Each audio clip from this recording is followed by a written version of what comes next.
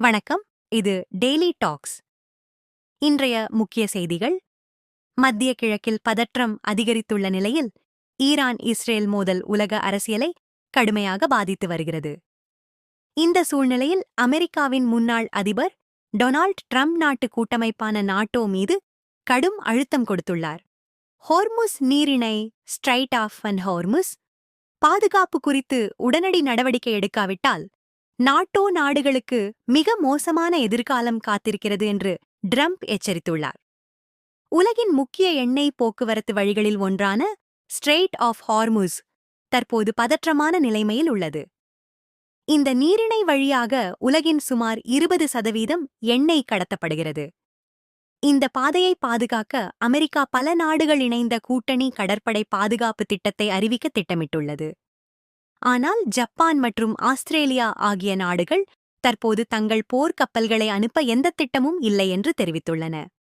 இந்நிலையில் இந்தியாவின் தந்திரமான தூதரக நடவடிக்கைகள் முக்கிய பங்கு வகித்துள்ளதாக தகவல்கள் தெரிவிக்கின்றன.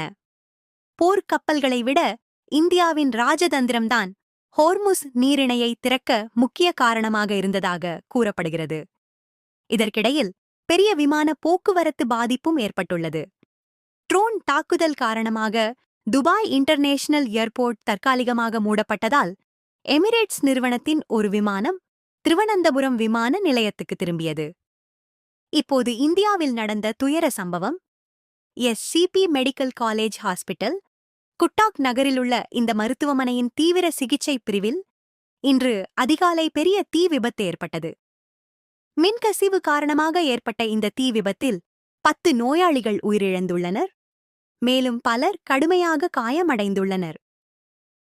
இந்த சம்பவத்துக்குப் பிறகு ஒடிசா மாநில முதலமைச்சர் மோகன் சரண் மஜ்தி மருத்துவமனைக்கு நேரில் சென்று நிலைமையை ஆய்வு செய்தார்.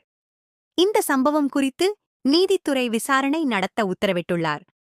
தீ விபத்து ஏற்பட்டதும் அருகிலிருந்த வார்டுகளில் இருந்த 23 நோயாளிகள் உடனடியாக மற்ற பிரிவுகளுக்கு மாற்றப்பட்டனர் என்று அதிகாரிகள் தெரிவித்தனர்.